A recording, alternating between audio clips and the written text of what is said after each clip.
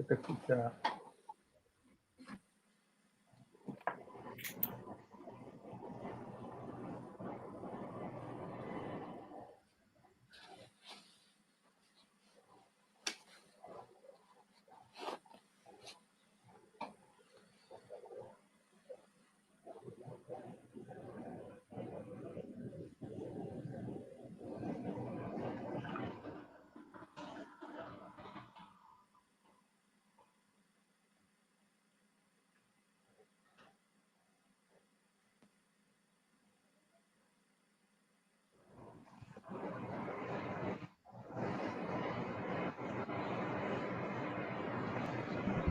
Cuando faltan menos de 70 días para que se realice el plebiscito por una nueva constitución, la temperatura política comienza a subir.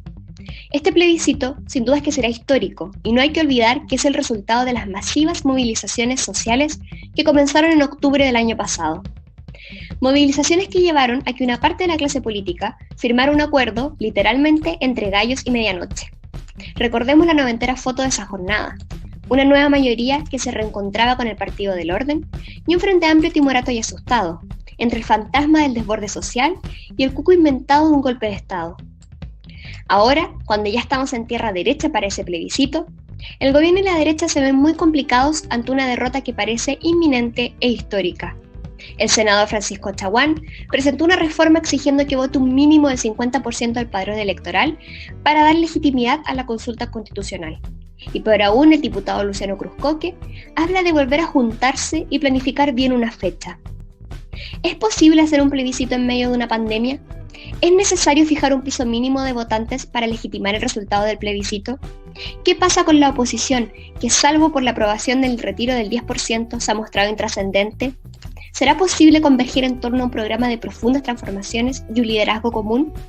De esto y mucho más hablaremos con dos importantes figuras de la oposición, que saben mucho de liderazgos, unidad y programas comunes. El diputado y ex candidato presidencial Tomás Hirsch y el alcalde de Recoleta Daniel Jadue, una de las figuras mejor posicionadas ante una eventual candidatura presidencial. Bienvenidos a un nuevo capítulo de Tiempo de Cuarentena. Hola, hola, buenas noches. A los Hola dos. Marilén, hola Tomás.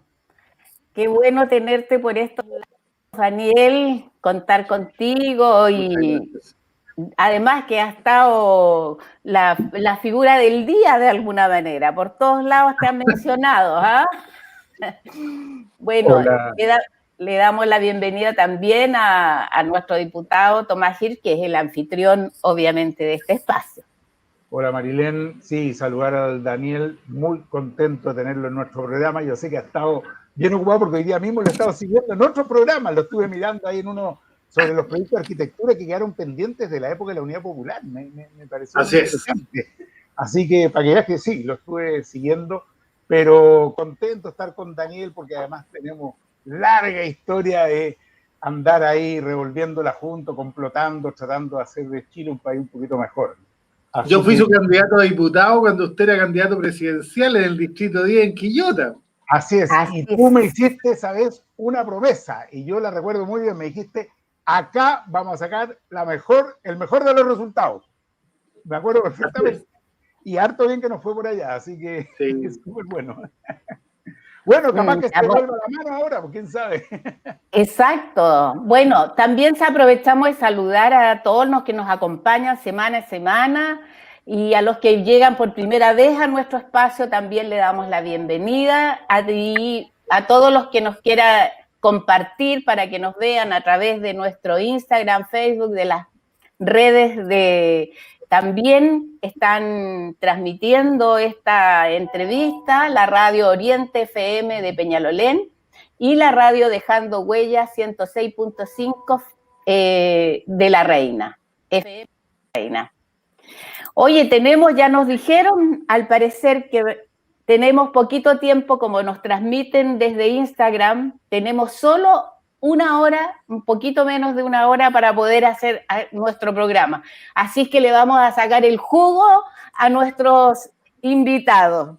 Así es que entremos en materia constitucional, ya que el video nos hablaba de eso. Ambos Daniel y Tomás nos han llamado a votar con mucha fuerza por el apruebo. Pero también hemos visto que han sido criticados por algunos sectores, pues ninguno de ustedes dos participó de este acuerdo que se firmó entre gallos y medianoche, como decía el video, en noviembre del año pasado. ¿Cómo explican esto? ¿Podríamos partir con Daniel? Como quieran, yo encantado. Mira, Dale. el sueño de la derecha y de la concertación es que todos los que no son capaces de arrodillarse frente a la derecha y darle la espalda a la ciudadanía no existieran en este país y no pudieran participar, ¿no? Pero les tenemos súper malas noticias. Nosotros no firmamos la salida pactada que ellos hicieron con la dictadura del 89 porque no nos parecía que pudiéramos salir de la dictadura con la constitución de la dictadura, con impunidad para los crímenes de la dictadura, con el modelo de la dictadura, pero a pesar de aquello, supimos entender que había una mayoría social que en ese entonces premió a la derecha de la concertación, ¿no? Con casi el 90% de los votos, ¿ah? Y por lo tanto entendíamos que había una mayoría social que estaba dispuesta a esa salida, y lo que el Partido Comunista siempre ha hecho cuando no les gustan las cosas que como se rayan la cancha, es que decidimos participar igual. Por lo tanto, son dos tiempos distintos. Uno, igual que en esa época, si estábamos dispuestos a firmar un mal acuerdo, y nosotros no estábamos dispuestos a firmar un mal acuerdo. Yo estuve cientos de veces en la calle durante la Revolución de Octubre, y yo nunca vi un letrero que dijera convención constitucional o convención mixta. Todos los letreros decían asamblea constituyente. Entonces, partir de la base de un acuerdo, que lo que le dice a la ciudadanía es que justo lo que ustedes estaban pidiendo no iba a estar en la posibilidad, a nosotros nos parecía un contrasentido. Nos parecía también un contrasentido que no hubiera ninguna crítica a la violación de los derechos humanos, ni se hablara de verdad, justicia, reparación y memoria en respecto de los crímenes de lesa humanidad que se vivieron durante el gobierno Piñera, ¿no? Y además, por supuesto, lo más esencial, no había paridad de género, no había escaños protegidos para los pueblos originarios, ¿no? Ni tampoco había escaños protegidos para la gente de la discapacidad. O sea, ese acuerdo, aunque a ellos les cueste reconocerlo, era infirmable. Pero eso no significa que si ese acuerdo se convierte en realidad y aprueban un plebiscito, que es lo que estamos pidiendo los comunistas desde el 90, ahora porque a ellos no les gusta, nosotros nos vayamos a restar. No. Aquí el único partido que cuando ellos apostaron por la constitución de Pinochet pedía nueva constitución es el PSOE hoy día, ¿no? Y por lo tanto creemos que tenemos mucho más razones y mucha más validez que ellos para participar de un plebiscito como el que estamos pidiendo hace 25 años, no porque ahora ellos hayan convencido y no se convencieron. La gente los obligó, tal como los obligó a votar por el 10%, ¿no? La gente los obligó a hacer un acuerdo que no estaba, mira, ni en el peor de sus pesadillas. Así, efectivamente es así. Siempre nos dijeron que era un problema legal, que no se podía. ¿Qué nos dices, Tomás, tú de eso? Que también ha sido criticado, porque nos dicen que nos sumamos ahora después que no se quiso firmar ese acuerdo. Yo, Marilén, cuando voy a comprar, pido mi salvoconducto, he cumplido con esa norma. Pero para exigir una nueva constitución no necesito un salvoconducto de los que nunca la quisieron. Yo la tiré a la basura en la campaña del 99 porque era mala. Y cuando en Chile algo no funciona, tratamos de arreglarlo, por supuesto. La bicicleta, le metemos un alambrito. Pero cuando algo ya no funciona por ningún lado, hay que votarla. Y no teníamos nunca ninguna duda. Así que a mí nadie me tiene que venir a decir que tengo que dar pruebas de blancura para exigir una nueva constitución, porque fuimos los primeros que estuvimos luchando por ella junto con el Partido Comunista, efectivamente. Es así. Y que alguien venga a negarlo. Que alguien venga a negarlo porque están los videos, están las imágenes, está todo. Entonces, lo que yo rechacé en noviembre y lo sigo rechazando hoy día es la forma en que se hizo ese acuerdo, pero las formas sí importan. En este caso las formas son fundamentales porque tocan al fondo, sin los movimientos sociales, porque no había ninguno sentado en la mesa, sin paridad de género tal como se dijo acá, sin pueblos originarios, con una 2/3, ¿no es cierto?, para cualquier modificación, ¿no es cierto?, que le da derecho de veto a una minoría de la derecha que sabemos que siempre hizo el mismo juego con el binominal, con supuestamente una hoja en blanco, pero en realidad manteniendo los tratados internacionales. Es normal en una nueva constitución que se mantengan los tratados internacionales que tienen que ver con derechos humanos, pero Chile tiene decenas de tratados que en realidad son acuerdos comerciales con otros países. Mira qué curioso, eso lo dejaron protegido. Además, ante la eventualidad que esperaban firmar el TPP-11, que se les fue a la basura por lo que pasó después. Pero en realidad tenían eso en mente, lo cual nos iba a dejar totalmente amarrados. Ni siquiera íbamos a poder estar luchando por terminar con la AFP, por recuperar el cobre, el agua, el litio, el mar, si es que se llegaba a firmar. Entonces, mira lo que querían ellos realmente con ese acuerdo del 15 de noviembre. Por supuesto que no lo firmamos y no lo firmaría ahora tampoco, en esas condiciones. Pero obvio que voy a seguir luchando, como lo hemos hecho siempre, por una nueva constitución, si son los otros los que se están subiendo al carro. Cosa que me parece muy bien, ya era hora. Pero que no me vengan a decir, oiga, ¿por qué se suben ustedes al carro? Pero ¿cómo? Si yo vengo arriba del carro hace rato. Si nosotros lo venimos buscando desde hace muchos años. Entonces, no tenemos que darle prueba de blancura absolutamente a nadie. Vamos a trabajar por la nueva constitución, por el apruebo, porque tenga una mayoría enorme, porque haya más de 2/3 de constituyentes nuestros, que evidentemente sea 100% electa. Así que tenemos la cosa clarita y son otros los que tienen que ponerse al día.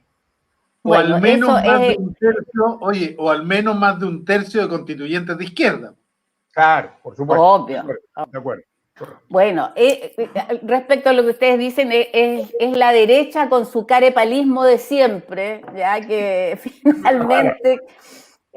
finalmente intenta dar vuelta a todas las cosas de una manera impresionante. Pero esa es la derecha. ¿Y qué pasa con la oposición? Porque estamos enfrentando un plebiscito en 3 o 4 comandos la oposición. Está Chile Digno, Chile Decide, Convergencia Progresista y la DC y los radicales por ahí. ¿Es posible pensar en una convergencia única en torno al apruebo, Daniel? Mira, el Partido Comunista está hace mucho rato con la definición de tratar de buscar la unidad social y política más amplia que se pueda, ¿no? ¿Cuáles son los límites que nosotros ponemos y que hemos puesto? Pero que no significan ningún veto a nadie. Primero, que todos lean lo que van a firmar, para que después no nos salgan con que no leían lo que firmaban, como el presidente de la democracia cristiana en tiempos del gobierno de Bachelet, ¿no? Que cuando empezaron a atornillar al revés, quisieron convencer a Chile de que los que estaban malos eran los que habían leído el programa y no ellos que dijeron literalmente que no lo habían leído. Y lo segundo es que efectivamente creemos que al menos para el apruebo no tenemos diferencia y que ojalá esa unidad se proyectara para obtener los más de 2/3. Si el problema no los tenemos nosotros, el problema los tienen aquellos que cuando ellos lideran los procesos van a buscar los votos de todo el mundo, incluidos los comunistas, pero que cuando no tienen ninguna posibilidad de liderarlo, dicen que con los comunistas no van a ninguna parte. Por lo tanto, esa es una pregunta que hay que hacérselo a otros, porque yo les recuerdo, y Tomás lo sabe perfectamente, ¿no? Que nosotros formamos Unidad para el Cambio porque la DC dijo que no iba con nosotros a ninguna parte. Después el Frente Amplio dijo que estaban por el camino propio porque necesitaban reconstruir y construir su identidad, ¿no? Después el PS, el PPD y los radicales armaron Convergencia Progresista sin conversar con nadie más. Entonces nosotros empezamos a mirar para el lado y lo único que quedaban era el PRO y la Federación Regionalista Verde Social, y dijimos, bueno, ya que nosotros nadie nos invita y parece que todos nos vetan, unámonos con un programa antineoliberal y de superación del capitalismo, y eso empezó a funcionar y empezó a funcionar muy bien.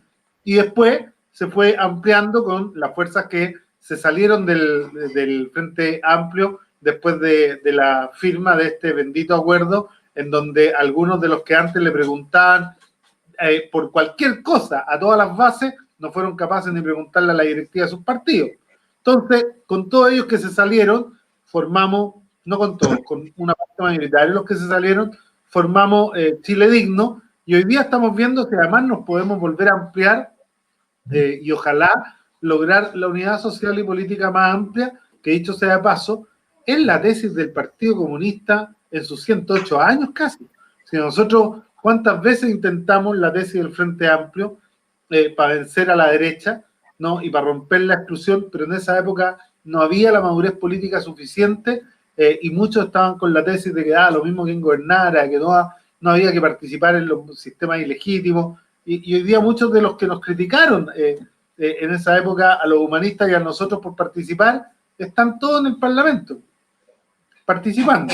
Entonces uno nunca entiende, ¿no? Si ellos se vendieron y empezaron a ser traidores, o si reconocieron finalmente que estaban equivocados y que las tesis de participar en todos los espacios democráticos que se van abriendo es la que finalmente se impone como único posible.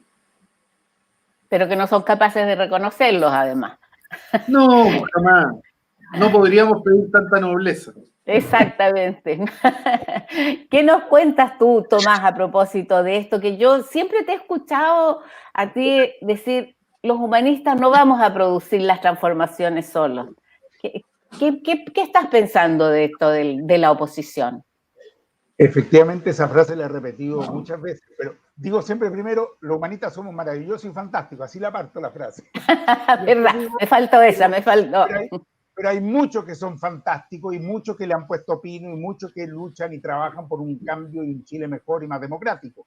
Y por eso creo que nadie hace los cambios solo. Eso es lo que digo siempre, desde los años 80, desde que fundamos el PH, y así fue como siempre hemos estado impulsando la construcción de acuerdos amplios, de coaliciones, de alianzas, no solo en lo electoral, porque yo lo que sí no creo solamente que haya que estar haciendo pegoteos electorales, porque no siempre 2 más 2 suma 4 en política.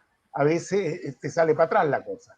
Pero sí buscar convergencia en torno a proyectos, a transformaciones, a qué tipo de país quieres. Y ahí nadie lo puede hacer solo. Y yo estoy convencido de eso, lo he estado toda la vida. Por eso estuvimos en el Juntos Podemos, por eso fuimos parte de la Concerta al comienzo. También nos salimos de ella cuando se nos hizo evidente que no estaba en un camino de transformaciones como el que el pueblo le había mandatado. Y eso es un tema que es muy relevante, porque eso es lo que nos ha hecho también dejar determinadas coaliciones.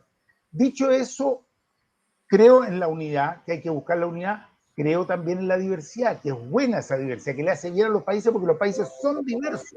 Entonces es bueno que esa diversidad se exprese. Ahora bien, mira lo que pasa cuando hay unidad. En el Congreso, si bien la oposición es mayoría, esa mayoría no se ha expresado durante estos 2 años y medio, porque en cada uno de los proyectos emblemáticos, importantes, una parte del ABC, una parte de los radicales o algunos por ahí independientes, han terminado votando con la derecha, con el gobierno. Y eso ha impedido que se exprese esa mayoría. Mira lo que sucedió ahora, con el 10%, donde la oposición va unida porque responde en realidad a una demanda que hay desde el pueblo, desde la ciudadanía. Es decir, es el pueblo el que está unido en torno a esta demanda de poder retirar el 10%, y son las dirigencias políticas las que responden a eso. Pues bien, votamos todos y todas juntos. Teóricamente se supone que hay 83, pero Pepe Out hace mucho rato que está votando con la derecha. Con la derecha. Sí, es que es así, no estoy diciendo nada, no lo estoy ni pelando, estoy describiendo. Bien, 82. Y se expresa esa mayoría a tal punto que muchas diputadas y diputados de la derecha empiezan a mirar, se dan cuenta de lo que pasa, sienten la presión de su distrito, de la gente, y terminan plegándose a esta mayoría. Es decir, mira el efecto que se produce. Entonces, escucha que es importante cuando somos capaces de converger en torno a imágenes claras, a proyectos fuertes, a demandas del pueblo. Ahora bien, en este caso del plebiscito, yo en primer lugar creo que hay una gran unidad de nuevo, que es la unidad del pueblo. Más allá de lo que digan o no digan las cúpulas, las dirigencias políticas, no me cabe duda que va a haber una mayoría, pero muy fuerte y muy grande por el apruebo en el plebiscito y por una convención 100% electa. Entonces, somos las dirigencias las que estamos al debe respecto de las organizaciones ciudadanas, de las organizaciones sociales, sindicales, culturales, de la diversidad de nuestro país. Porque el país en su mayoría sí está unido y convergiendo en torno al apruebo de la nueva Constitución. Sin duda que la gente tiene clarísimo qué es lo que quiere y cómo quiere que sean las cosas, y lo más probable es que este 25 de octubre salga victorioso el apruebo con convención constitucional, es decir, con constituyentes electos 100% por la ciudadanía y no los apernados de siempre. Entonces, dentro de ese contexto, ¿cuáles son los principales ejes que deberían impulsar nuestro constituyente? ¿Cuáles serían esas propuestas? ¿Cuáles serían las propuestas del PC y cuáles serían las propuestas de Acción Humanista? Les hago la pregunta a ambos. ¿Hay un ruido? No sé si es mi micrófono, ¿no? Yo acá escucho bien. Ah, perfecto. Daniel, ¿qué nos dice? ¿Cuáles serían esas propuestas? Mira, lo primero es que el PC está convencido de que esta constitución no es una constitución de revancha, ¿no? Y que por lo tanto debe ser una constitución que permita que la democracia se exprese cada vez que ésta se expresa. Y por lo tanto, si bien creemos que debe establecer algunos mínimos básicos, como algunos derechos asegurados constitucionalmente, salud, educación, vivienda, y otros, digamos, que son emergentes, como la conectividad quizá, entendemos que esta es una constitución que ideológicamente debe ser neutra. Lo segundo es que debe ser una constitución que incorpore muchos más elementos de democracia directa, de tal manera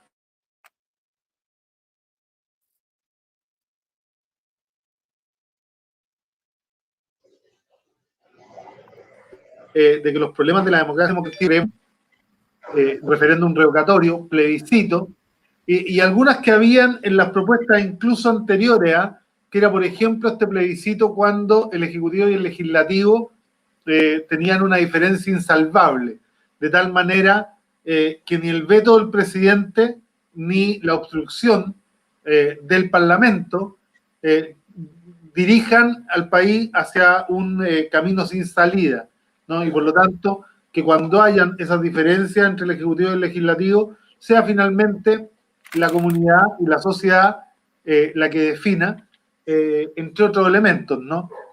Y lo último es la recuperación de los recursos naturales y el reconocimiento constitucional de nuestras primeras naciones, de que en la Constitución que he establecido, ¿no? El Estado plurinacional e intercultural, que es lo que es, aunque una minoría blanca y supremacista no lo quieran ver, digamos. Por decir algunos elementos, no son todos, pero... Yo le escuché un poco entrecortado a Daniel. Sí, no sé si también. Estamos con un problema de señal con Daniel. Tal vez, no sé si ahí volvió, ¿nos escuchas, Daniel? Sí, te escuchábamos entrecortado, Daniel. Se escuchó todo bien, pero no, se queda como fija la imagen de... Sí. Bueno, ¿Qué digamos, tal si ustedes seguimos... me dicen... Repito una... No, se escuchó bien, pero ahora está cortada la imagen de Daniel. Sí. Voy a tratar de resolver. ¿Y tú? Ajá. Sí. ¿Y tú, Tomás, cuáles serían las propuestas de Acción Humanista respecto de cuáles son los principales ejes que deberían impulsar nuestros constituyentes? Son muchos los temas. El otro día estuve en una charla específica sobre el tema de una nueva constitución y me di cuenta que tenemos una batería importante de temas. Si tuviera que ordenar los 4 o 5 grandes ejes, yo diría una constitución garante de derechos. No es así la que tenemos hoy día. Una constitución que garantice derechos, salud, educación, vivienda, trabajo, medio ambiente, pensiones. Que garantice derechos. 2, una constitución que revise la forma y la estructura y la organización del Estado. Eso tiene que ver con propender hacia una desconcentración de toda forma de poder y una descentralización de poder. Creo que hay que avanzar hacia un sistema semipresidencial, hacia un sistema unicameral y, como te digo, a sistemas que propendan, que vayan en la dirección de desconcentrar poder económico, político, social, cultural, étnico, etc. Me parece que hay toda una línea de trabajo que es muy importante. En tercer lugar, una constitución que dé que transfiera la capacidad de decisión y participación a la ciudadanía en la mayor medida posible. Eso significa plebiscito, iniciativa popular de ley, revocación de mandato, consulta ciudadana, es decir, mecanismos de democracia real que realmente sean, el protagonismo esté en manos de la ciudadanía. Ahí hay un tercer gran eje. Un cuarto eje es una constitución que cuide, protege y garantice hacia el futuro los recursos que le pertenecen a todo el país. Eso significa recuperar el agua, el cobre, el litio, los elementos estratégicos, el mar, por cierto, que estén efectivamente al servicio del país y de las futuras generaciones. Eso mencionaría como un cuarto eje. Y una quinta cuestión que me parece que es importante como experiencia acumulada de lo que hemos vivido es una constitución que tenga mecanismos de reforma mucho más accesibles y posibles, es decir, que no tenga esta característica pétrea como la que hemos tenido hasta ahora, que ha hecho imposible que se lo pueda modificar. Por cierto, está además el tema que mencionaba Daniel de los pueblos originarios, una serie de derechos que tienen que estar contemplados, que valoren, incentivan y promuevan la expresión de la diversidad que compone el país. Yo agregaría algo que no ha sido... Sí, dime. Más allá de si se me escuchó o no, me siento plenamente representado por todos. Pero se te escuchó bien en todo caso, ¿eh? Sí, yo quisiera agregar algo que ninguno de los dos mencionó y creo que es importantísimo, y que la nueva Constitución debiera consagrar deberes específicos para el Estado, donde quede establecido por mandato general que las políticas públicas debieran ser con enfoque de género. O sea, lo mínimo que la Constitución debiera consagrar, que es el enfoque de equidad de género, debiera establecer como mínimo el derecho a vivir sin violencia en ese ámbito. Solo eso al margen. Ya, bueno, maravilloso. Maravilloso. Pero lo que sí quiero decir algo a propósito de lo que decía Daniel. Creo que es importante entender que, a diferencia de la Constitución actual, que le hicieron 7 amigos hombres, amigotes de Pinochet, esta es una Constitución que se va a construir desde la diversidad del país. Y es bueno que lo sepa también toda la gente. Va a haber ahí representantes de la derecha, de la UDI, de RN, y está bien que así sea. Es decir, justamente las proporciones las dirá el proceso electoral de los constituyentes. Pero va a haber distintas miradas y vamos a tener que acostumbrarnos a que eso sea así, y va a haber gente que va a plantear cosas muy diferentes de las que yo creo y considero. Por eso que es tan importante a su vez tener una mayoría o una representación importante y un tercio al menos, como decía Daniel, de la izquierda, porque es legítimo que las distintas miradas estén ahí representadas. Eso es justamente lo que le criticamos a esta constitución de la dictadura, que es una constitución de una dictadura cívico-militar sin ninguna, que no tuvo jamás posibilidad de ser debatida, discutida, con presentación de alternativas. Eso es lo que queremos hoy día cambiar. Así es, efectivamente. Daniel, y se ha estado mucho en la agenda el tema de la posibilidad de que venga un rebrote importante del COVID, y que tal vez pudieran haber dificultades para llevar adelante el plebiscito. ¿Tú crees que estaríamos en condiciones de postergar el plebiscito de octubre?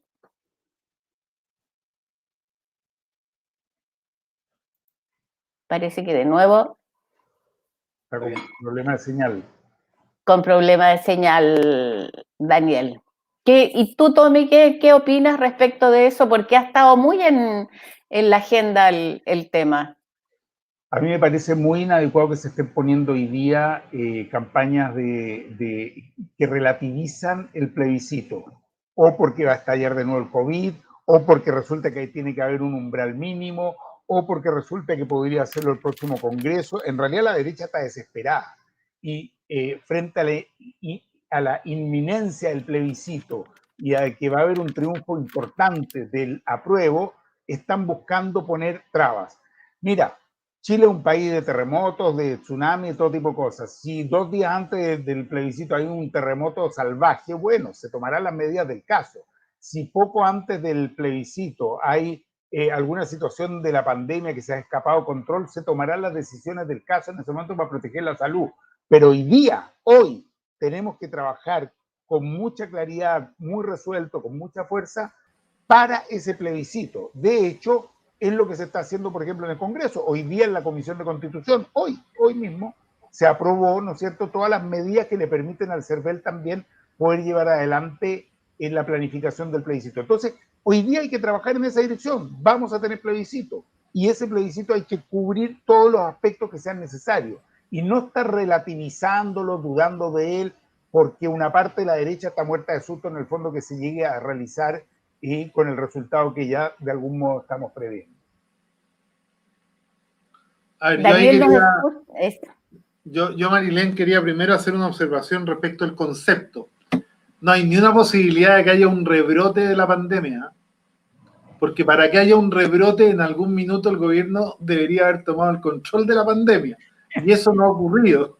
Por lo tanto, además, yo les pediría que no le regaláramos al gobierno algo que no ha sido capaz de lograr en más de 150 días de pésimo manejo de algo que hubiera sido tan distinto si es que no hubiesen hecho caso desde un comienzo.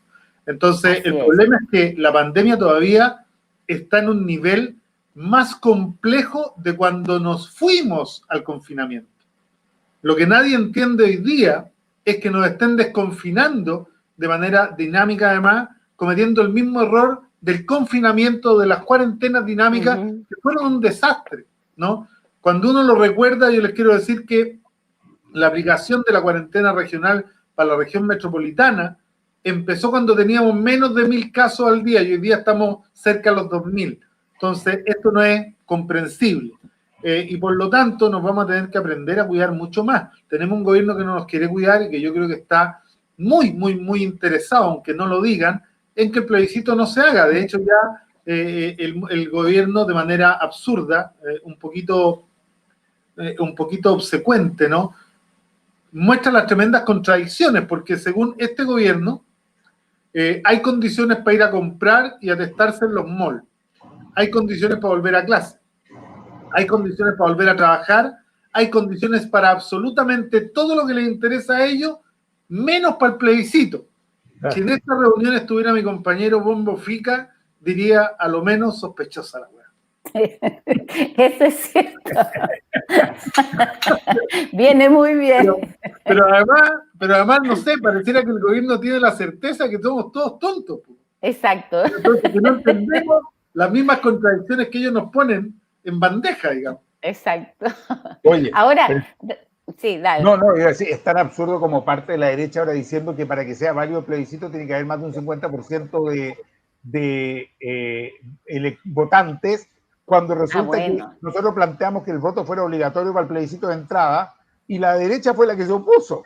Entonces es muy fantástico. Por un lado buscan trabas para que la gente participe y por otro lado empiezan a buscar cómo nos deshacemos de esta para que nadie participe. En el fondo el lío es ese. Están viendo cómo chutean para el córner el plebiscito porque realmente... Ahora, están asustados con la posibilidad de una nueva derrota y tremenda. Están como el Barça con el 8-2. Oye, porque además, mira, yo que no creo en la encuesta, yo no sé si ustedes se han puesto a analizar las encuestas, porque todos las miran por encima y a veces no todos las saben leer. Pero el promedio del apruebo en el conjunto de las encuestas que salen casi todas las semanas es de cerca del 81% para apruebo.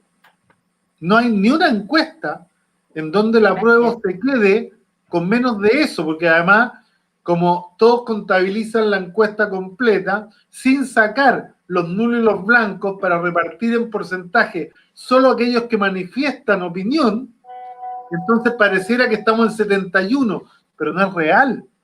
Aquí están aterrados porque al menos los expertos de ellos, yo no sé si el presidente sabrá leer encuestas, pero al menos algún experto tendrá que le esté alertando a todo ello de que el apruebo va en el 80% y de que la convención constitucional 100% electa está bordeando el 70%. ¿No? Entonces, esto nos tiene deprimidos porque imagínate la ridiculez que harían ellos si ahora plantearan que el 50% es una barrera para legitimar. Sería que el presidente actual no es legítimo si salió con menos del 50%. Así es, así ¿no? es. Y dada la crisis que hemos estado viviendo y que la pandemia ha evidenciado, no solamente en Chile, sino que en todos los países, mostrando la extrema crueldad del neoliberalismo, surgen también respuestas globales, por ejemplo, como la de la Roger Waters, que habla de la resistencia global. También se plantea con fuerza la necesidad de aumentar los impuestos a los súper ricos para financiar una renta básica universal, lo que sin duda sería un cambio de paradigma. ¿Ven viables ustedes que se avance en este impuesto a los súper ricos para financiar una renta básica universal? ¿Daniel? En el resto del mundo sí, aquí va a ser un poco más difícil, ¿no? Porque vamos a tener que dar algunos pasos más para que los súper ricos de nuestro país, partiendo por el presidente, se sumen a esta ola de súper ricos que le están rogando a su gobierno que les cobren más impuestos. Pero efectivamente Angela Merkel no se equivocaba cuando decía que uno de los problemas que tiene América Latina es que tiene ricos que no quieren pagar impuestos. Pero yo creo que eso también está cambiando y hay que reconocer a un sector del empresariado que está muy pendiente y muy preocupado de los cambios que tiene que hacer y de aquello a lo que tienen que renunciar para construir el país que viene. Y por lo tanto yo creo que esa correlación de fuerza va a seguir ampliándose hacia esa vertiente una vez que el plebiscito además saque una mayoría contundente. Ahora, sobre el tema de la renta básica universal, partir de una comparación que yo creo que es súper necesaria. Primero, la renta básica universal, el primero que la propuso Milton Friedman, ¿eh? Y yo quiero advertir que la renta básica universal que se propone hoy día no es la de Milton Friedman, porque Milton Friedman planteaba la renta básica universal como una forma de reducir los deberes del Estado al mínimo y reconocer lo que él llamaba la libertad individual, y por lo tanto la renta básica universal se comprendía, y hay algunos neoliberales que la van a salir a buscar, ¿no? Cuidado, ¿eh? Como un reemplazo del derecho a la salud, del derecho a la educación, reconociendo la libertad de la persona, diciéndole, mira, mejor le pasamos la plata, y si él quiere educar a su hijo bien, y si no, y se lo quiere gastar todo en cervezas, problema de él. La renta básica universal que estamos planteando nosotros como complemento, ¿no?, de los derechos esenciales del Estado, pero además con un tema que es anterior a la renta básica universal y que es indispensable, el reconocimiento constitucional del trabajo doméstico y del trabajo de las y los cuidadoras, que fundamentalmente cae en más de un 90% sobre las mujeres y que es un trabajo que podría impactar en un incremento cercano al 20% del PIB, además generando un círculo virtuoso de crecimiento en base al salario y no a la utilidad, que es el tipo de crecimiento que hemos tenido hasta el día de hoy. Tomás, tú has estado trabajando fuertemente en el tema de la renta básica universal. Los humanistas en general vienen planteando eso desde Europa, desde hace un tiempo ya a esta parte. ¿Cuál es tu visión al respecto? Mira, voy a llegar a la renta básica, pero déjame partir por el tema de este proyecto de ley. Efectivamente creo que es difícil que se apruebe, hay que hacer todo el trabajo, pero es difícil. Pero al mismo tiempo tengo que decir que es necesario y que es un proyecto que permitiría recaudar incluso hasta 5.000 y hasta 6.000 millones de pesos, lo cual puede significar resolver realmente de fondo los problemas que está significando la pandemia, no solo la pandemia de salud, sino que sobre todo la pandemia social que ha creado el gobierno a millones de personas. Porque todas las ayudas del gobierno han sido por migajas, por tiras y aflojas, han parecido una suerte de negociación y no entender desde el gobierno que efectivamente las familias hay que darles la garantía de que puedan sobrepasar todo este pedido. Con este impuesto efectivamente podrían hacerlo. Pero además quiero decir lo siguiente. Este es un proyecto muy responsable. Es muy responsable y es bastante, ¿cómo decirte?, más que moderado, conservador. Porque mira lo que está diciendo. Que por una vez, a los súper ricos, es decir, a un grupo muy acotado, se les cobre un impuesto del 2,5% de su patrimonio. Te lo voy a decir al revés. se les está diciendo que pueden conservar el 97,5% de su patrimonio. Pues bien, los que saben de economía y saben de negocio van a coincidir conmigo en que un súper rico que tiene un patrimonio, digamos, de $1.000 millones, si tú le dejas 975 millones de dólares, en 2 o 3 meses ha recuperado eso que pagó en impuestos por la misma capacidad que tiene de seguir haciendo crecer su capital. Y por lo tanto, en 2 o 3 meses va a tener recuperado ese patrimonio. No le va a tocar nada. Probablemente todavía va a estar en pandemia si es que no se va en helicóptero a Zapallar. Entonces, la verdad es que es un impuesto que no afecta en nada, en absolutamente nada. Por otro lado, siempre vienen estas campañas del terror, como hicieron también con el 10%, lo que escribió muy bien Matamala este fin de semana, que se iba a incendiar el país, que no iban a quedar fondos, que iba a destruirse el sistema. No pasó nada de eso. Lo mismo con esto, te dicen que se van a ir todos los capitales, que se van a arrancar los inversionistas, que nunca más van a invertir en Chile. Mentira, no es así. Lo mismo se decía en Bolivia en un momento, cuando quisieron cambiar la estructura, ¿no es cierto?, propiedad del petróleo, que se iban a ir todas las grandes empresas petroleras multinacionales. No se fue ni una. Repsol, que recibía el 82% de la utilidad, pasó a recibir el 18% y se quedó. Y siguió siendo un buen negocio. Entonces, que la corten con la campaña del terror. Este es un buen proyecto que permitiría resolver de fondo. Y nosotros hemos planteado efectivamente que podamos avanzar en la renta básica universal, que es una fórmula que se ha ido implementando ya en algunos lugares, se ha experimentado en distintos países, en países con alto nivel de ingreso y con bajo nivel de ingreso, y ha sido una respuesta excelente. También te dicen, la gente no va a trabajar, se va a quedar floja en la casa tomando el sol. No es verdad. Cuando la gente tiene una tranquilidad de un ingreso básico, con mayor razón se incentiva a buscar un trabajo, a mejorar su condición y a disponer de un ingreso que le permita poder tener una mejor calidad de vida. Así que la renta básica universal, a mí no me cabe duda que está en el futuro de la humanidad. Ojalá la podamos acercar un poquito y hacerla una realidad ahora. Así es, ojalá, ojalá. Para las mujeres también el tema de la renta básica serviría un tremendo avance. Así es que ojalá eso esté más cerca que lejos. Oye, pero ahí es importante, Marilén, no confundir la renta básica universal de un tema que yo he planteado que es de la máxima importancia, que es el reconocimiento constitucional del trabajo doméstico. Sí. Ningún economista serio te podría explicar por qué el trabajo doméstico fuera de la casa propia vale 400 lucas y dentro de la casa propia vale 0. Y para los que son de derecha, que dicen que la propiedad privada nace fundamental del trabajo, que nos expliquen dónde está la propiedad privada potencial de aquellas mujeres que han trabajado 50 años sin que nadie les pague un peso, porque tampoco la tiene la pareja o el marido, ¿no? Sino que la tiene el Estado o el empleador que ha tenido contratado más de una persona por el sueldo de uno y además mal salario. Entonces, la renta básica universal tendría que ser complementaria, ¿no?, del reconocimiento constitucional del trabajo, que sería, yo te digo, que un salto cualitativo hacia la eliminación de la pobreza. Sin duda que es así. También la renta básica universal vendría a favorecer a aquellas mujeres que también sienten que no tienen la independencia necesaria para alejarse de hogares que son donde hay violencia doméstica, etcétera, etcétera.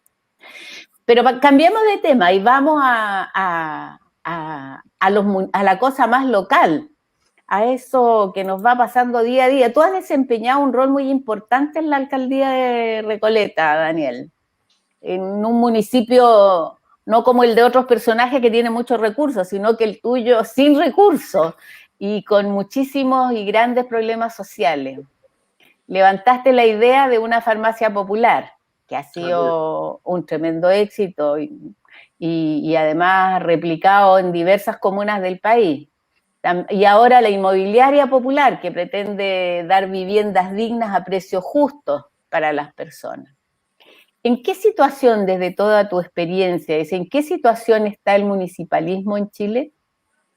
¿Es posible hablar de poder local o es simplemente una administración, una mera administración de pobreza? No, yo creo que lo que hay hoy día no da para hablar de gobiernos locales, hay que ser sumamente honestos. Gobiernos locales serían gobiernos con autonomía, con financiamiento suficiente, con igualdad ante la ley, en términos de que a mí me parece inaceptable que una comuna como Las Condes tenga 1.300.000 pesos por habitante al año y que una comuna como Cerro Navia tenga 145.000 pesos por habitante al año y tengamos las 3 municipalidades, nosotros tenemos 222.000 pesos, las mismas responsabilidades ante la ley, ¿no? O sea, eso me parece absurdo. Pero a pesar de aquello, porque no tenemos atribuciones, no tenemos potestades, no podemos armar empresas, no podemos efectivamente, no nos podemos endeudar, de acuerdo a lo que dijeran nuestros balances, ¿no? No estamos pidiendo un trato específico, o sea, perdón, especial. Entonces, dista mucho lo que tenemos hoy día de hablar de gobiernos locales. Y por eso es tan relevante que en la próxima discusión constituyente también se discuta la forma de distribuir potestades, recursos y atribuciones de manera vertical entre los distintos niveles nacionales y subnacionales del Estado, pero también de manera horizontal para generar una simetría básica en los territorios. O sea, yo sería partidario inmediatamente de ir a una recaudación central y a la definición de un per cápita comunal, de un per cápita regional y de un per cápita nacional, con una distribución de las potestades, atributos, atribuciones y recursos que fuera desde la base hacia arriba y no de arriba hacia abajo. No, no puede ser que el Estado Central de Chile gaste el 80% del presupuesto anual de la nación, que las regiones gasten el 8% y que las comunas gasten el 12%, cuando efectivamente hemos demostrado con creces que somos capaces de resolver problemas que el nivel central y el nivel regional no resolvieron en 25 años con más eficiencia y eficacia que ellos. ¿Y cómo se podrían levantar estos temas en espacios donde el poder económico lucra con tanta libertad? ¿Cómo ha sido y cómo se puede hacer eso? Que no es una receta lo que uno podría dar, pero ¿cómo uno podría impulsar esto, Daniel? A ver, una de las formas en la que yo acabo de decir, efectivamente, si uno tuviera recaudación central y definición de un per cápita comunal, que es como definir una línea de pobreza municipal y que todos los municipios de Chile contaran con esa base a todo evento, ¿no? Por ejemplo, hablar de el per cápita de Santiago, que son cerca de 650.000 pesos por habitante al año. Imagínense lo que significaría para una comuna como Recoleta, pasar de 30.000 millones de pesos al año a 95.000 millones de pesos al año. Hacemos Recoleta de nuevo. Podemos construir los estacionamientos subterráneos que nos faltan. Podemos hacer no 38, sino quizá 500 departamentos efectivamente para la inmobiliaria popular para arriendo a precio justo al año. Eso generaría además la posibilidad de un desarrollo municipal, un desarrollo de fomento productivo completamente endógeno. Entonces, efectivamente hay que redistribuir en la vertical los recursos, pero también en la horizontal, de manera que todos tengamos acceso a una renta básica municipal que sea consistente con las necesidades de nuestros habitantes. Voy a poner un solo ejemplo. ¿Por qué la patente, por ejemplo, de un casino la debe disfrutar solo el municipio donde el casino está, si los que van a jugar allá son de todas las comunas de Chile? Por decir algo. De acuerdo. Y Tomás, tú has estado metido a propósito de la cosa local también en el último tiempo en tema de vivienda. Respecto de esto, de la cosa más municipal, ¿tú piensas que la política de vivienda debiera ser una política municipal como la está implementando, levantando Daniel? ¿O que siga como el centralizada por el Serviu, como es hasta ahora? ¿Cómo, desde tu visión? La verdad, Marina, es que en política de vivienda yo creo que hay que hacer un cambio estructural de fondo. No es posible que hoy día tengamos en Santiago decenas, por no decir centenas de miles de allegados y al mismo tiempo hay terrenos, pero esos terrenos son impagables y el Serviu dice que no los puede comprar porque están muy por sobre el valor que ellos están dispuestos a pagar. Entonces, prima el mercado por sobre el derecho de la familia de poder tener una vivienda. Uno de los dramas más grandes que yo me he topado en el distrito, que se supone que en la zona oriente uno podría pensar que es donde está todo resuelto, y sin embargo son miles de familias que están en los comités de vivienda, aspirando, a veces esperando 14 años, esto es una cifra concreta, 14 años, 16 años algunos, para poder eventualmente poder tener acceso a una vivienda social, porque resulta que no hay terreno, porque resulta que los terrenos son carísimos, porque se especula con ello. Entonces tiene que haber una política de vivienda muy diferente, en la cual efectivamente se puedan contar con terrenos. Hay muchos terrenos fiscales, nosotros lo estamos viendo en este momento en La Reina, un terreno de 6,8 hectáreas del ejército, que se le entregó al ejército hace 30 años más o menos, sin costo, se le entregó para usarlo en viviendas, ¿no es cierto?, para sus funcionarios o espacio deportivo, que luego lo traspasan al PAF, al Patrimonio de Afectación Fiscal, y que hoy día llaman una licitación por 25.000 millones de pesos. 25.000 millones de pesos, haciendo un negocio inmobiliario, son verdaderos gestores inmobiliarios, cuando al mismo tiempo tú tienes que al frente de este terreno está la Villa de la Reina, donde hay alrededor de 2.000 familias de allegados que tienen comités de vivienda que están desesperados viendo cómo pueden acceder a un espacio para una vivienda social y que todos los terrenos son impagables. Cuando ese terreno debiera volver efectivamente vía bienes nacionales para ser usado por la comunidad de la Reina.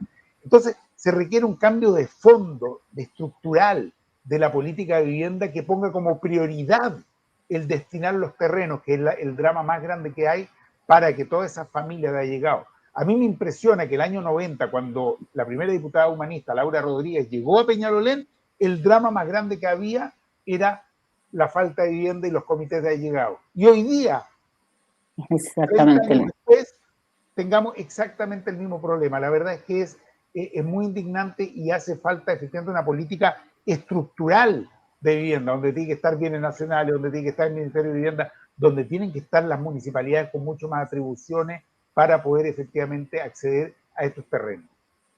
Sin duda que es así. Nos estamos quedando ya en la nada del tiempo porque si no se nos va a cortar el programa. Pero no podemos dejar de preguntarle a Daniel. Has dicho que estás disponible para una posible o eventual candidatura presidencial. Y las encuestas también te sitúan dentro de las primeras preferencias y menciones espontáneas de la gente. Jadwe 2022, dicen por ahí. ¿Qué sigue para Daniel? Bueno, yo soy un militante sumamente disciplinado, el Tomás me conoce hace mucho tiempo, ¿no? Yo por ahora soy candidato a la reelección en Recoleta y eso no hay ninguna duda, ¿no? La primera tarea que yo tengo es responder al compromiso que tengo con mi comuna, asegurar la reelección, pero asegurar además la continuidad del proyecto, que no depende de una persona, pero sí depende de la solidez del resultado electoral que tengamos como partido, de tal manera que aseguremos por lo menos 4 o 5 concejales, hoy día tenemos 4, para aquella sociedad lo más amplia posible que logremos presentar. Y la verdad es que lo que pase después de aquello lo va a decir la ciudadanía, el partido y los potenciales socios. Yo he dicho lo que cualquier persona con honestidad diría después de 40 años de militancia. O sea, si alguien piensa que alguien que le ha dedicado toda la vida a la política y al servicio público, efectivamente iría a rehuir una posibilidad como esta, yo creo que eso no es real. Sobre todo cuando el partido no lo ha definido, no lo he dicho yo, jamás he dicho que quiero ser candidato ni quiero ser presidente, sino que es la ciudadanía la que me ha puesto en las encuestas en mención espontánea como una forma de valorar lo que hemos hecho en la comuna de Recoleta, como una forma de decirle a todo el sistema político, ¿saben qué? Nos encantaría que todas las comunas de Chile tuvieran los mismos beneficios que tienen los recoletanos y las recoletanas. Poder comprar los libros a precios justos, los medicamentos, los lentes, los audífonos, los discos, la música, tener una escuela popular de teatro, tener una escuela popular de música, una escuela popular de danza, una universidad abierta en donde un abuelo puede ir con su nieto a hacer clase, a estudiar astronomía con José Massa, o sea, gratis además, en un país donde el conocimiento es tan caro. Entonces yo digo, mira, yo lo miro con harto orgullo, satisfacción y alegría lo que está pasando. Porque lo que la gente está diciendo es que le encantaría tener un Chile parecido a Recoleta. Si esa es la decisión de la ciudadanía, nadie podría negarse a aquello. Tomás, y tú como ex candidato presidencial, ¿qué le dirías a Daniel? Además, Mira, candidato, tú fuiste el candidato. ¿Puedo decir una sola cosa antes? A ver. Tomás lo sabe. Yo voy a ser el primero en ponerme a disposición de cualquier mejor candidatura que la que los comunistas y las comunistas podamos tener, si es que surge alguna que nos pueda unir y que efectivamente nos pueda llevar a la moneda. ¿No? Porque lo que hemos dicho es que necesitamos la unidad social y política más amplia. Y esperaríamos que alguna vez, si la cosa funciona al revés, fuera con la misma generosidad que hemos hecho tantas veces durante 105 años, 108 años.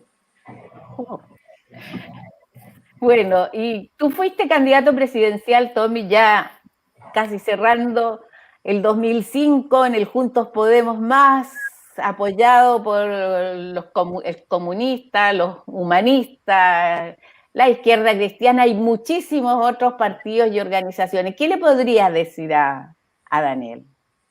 Bueno, por suerte dijiste decir y no recomendar, porque no hay nada que ande recomendando acá diciendo. La verdad es que para mí la campaña fue una experiencia maravillosa. Las dos campañas, el 99 fue una campaña chiquitita, sacamos muy pocos votos, la del 2005 fue un despliegue maravilloso, un recorrido por el país, elaboramos un programa muy potente, aunque la gente al final lo que se acuerda es la micro y la canción, pero bueno, el programa era un programa muy sólido, que hablaba de transformaciones profundas del país. Yo creo que eso es lo más importante en una campaña presidencial que podamos levantar, tener un programa que realmente le plantee a Chile que es posible un país diferente, un país más justo, más democrático, con más participación, con más derechos. Para mí, por último, para ser muy breve, la campaña me mostró algo maravilloso, muy curioso, que Daniel lo sabe porque lo he comentado varias veces. Vi en esa campaña lo peor del ser humano, el abuso, el maltrato, el cómo se trata mal a la gente, pero sobre todo vi lo mejor del ser humano.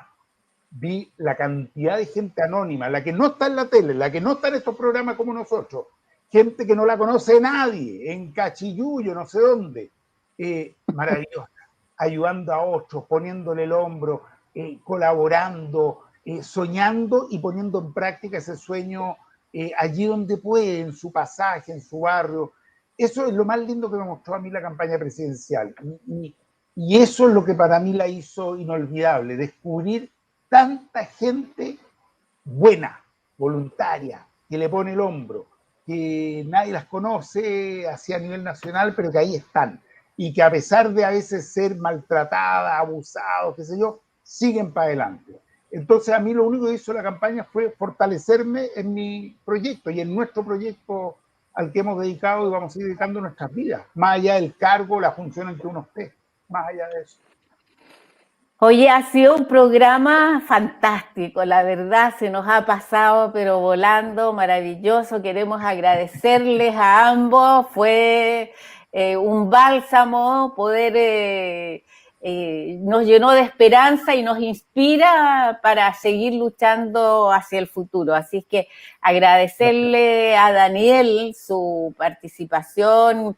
Yo sé que estás súper ocupado y todo, pero que te hiciste el tiempo de poder estar con nosotros, así es que un tremendo agradecimiento, y también a Tomás, que nos facilita la posibilidad de este espacio y de este ámbito de encuentro. No, al revés. A ti, Marilén, muchas gracias por ayudarnos en este programa con tus preguntas, y a todo el equipo, a Nico, al Nano, a Carmen Gloria, a Flavio, al Álvaro, al Danilo, a todos los que hacen posible. La verdad es que son ellos y ellas las que hacen este programa, así que muchas gracias. Y a Daniel, por supuesto, por haber estado con nosotros. Yo les agradezco a ustedes la invitación, un abrazo de corazón a ambos, ¿no? Y muchas gracias a todos los que están detrás también, y a todos los que nos están viendo. Que estén muy bien.